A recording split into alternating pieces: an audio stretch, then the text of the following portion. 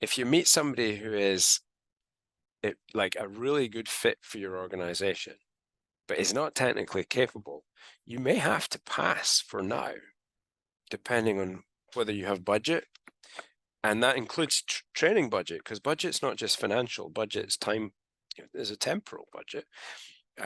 There's your hours, your costs. Emotionally, can you handle training somebody? We've passed on people because, boy, this would be a great fit, but emotionally, this is not the right moment for this thing.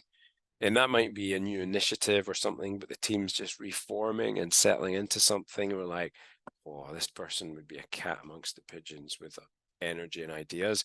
It ain't the right moment. But let's continue the conversation. And I tell you, Marianne, that we recruit at the longest range. The longest range. You like years.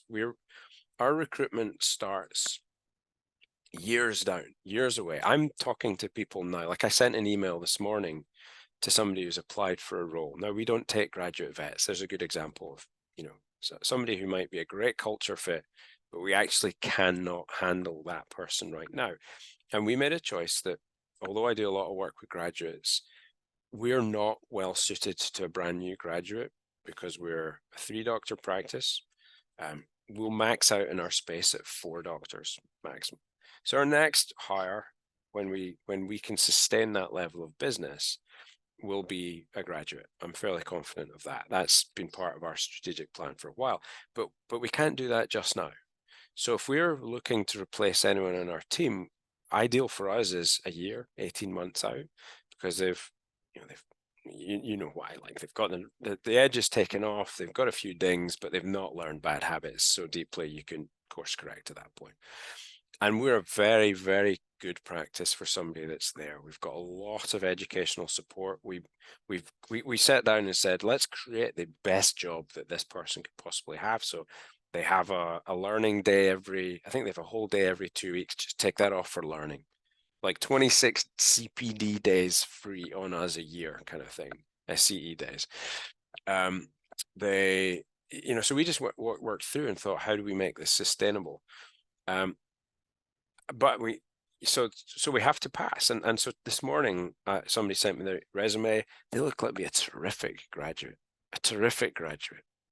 And if I was in a role like in one of my previous roles when I was an 18-doctor team, I would have their hand off for an interview and be, really excited by that.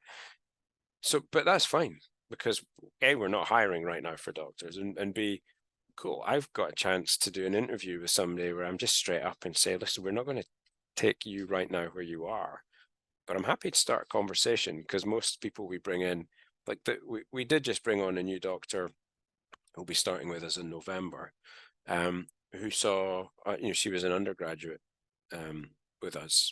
And in the UK undergraduates, your veterinary degree is an undergraduate degree. So she saw practice with us 3 years ago and loved us and said, then I'd like to work with you one day. You just keep tabs, just keep chatting. So I think it's situational dependent. If you can afford to invest time and money into a person who's a good culture fit, and that skill set is rare, or hard to build skill sets that take time, like anyone clinical, you got to have a pipeline. So it is almost impossible to hire a veterinary nurse, a veterinary technician. So we have a pipeline, and we decided to build the pipeline 2.5 years ago. So our pipeline now is dependent on good people who progress through the pipeline. And if anybody turns out to be a bad fit for that, or doesn't do the work, or isn't a team player, we have to extract them from that pipeline quite quickly because they'll block it. And you know how it goes with technicians. Like there is a time limit on a career because life expenses, they do get high, like having kids, having things like that. It's not a cheap thing to do, and technician roles are not wonderfully paid. That it often pays more to not do that role. So there's, for whatever reasons, things that are beyond my control, there's an exit point, and you just know, or a skill point somebody will get to, they'll outgrow our practice. And by the way, we see ourselves as in the business of creating alumni. So again, we recruit at long range, and we're thinking beyond our practice, what is this person's impact in the veterinary market? And by thinking much more holistically along the whole career pathway there, we're able to make decisions much earlier that are going to have greater impact on the way out the door. And so our vet, for example, who's going to Australia, we don't vets to British practices, we lose vets to continents.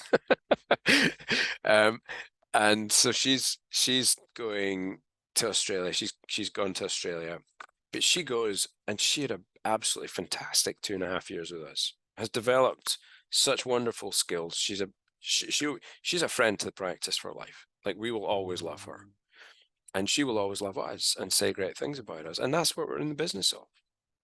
And whether it's a relief vet coming in for a day or a kennel hand coming in to see if they might like to be a technician, or a student who's going to come in and see practice, do some externship with us, or an employee, that's our thinking, is the people who get it, we want them to be alumni one day, and we'll invest in them. And the people who don't, we want them to be out of our life as quickly as possible, because they're blocking up the pipe.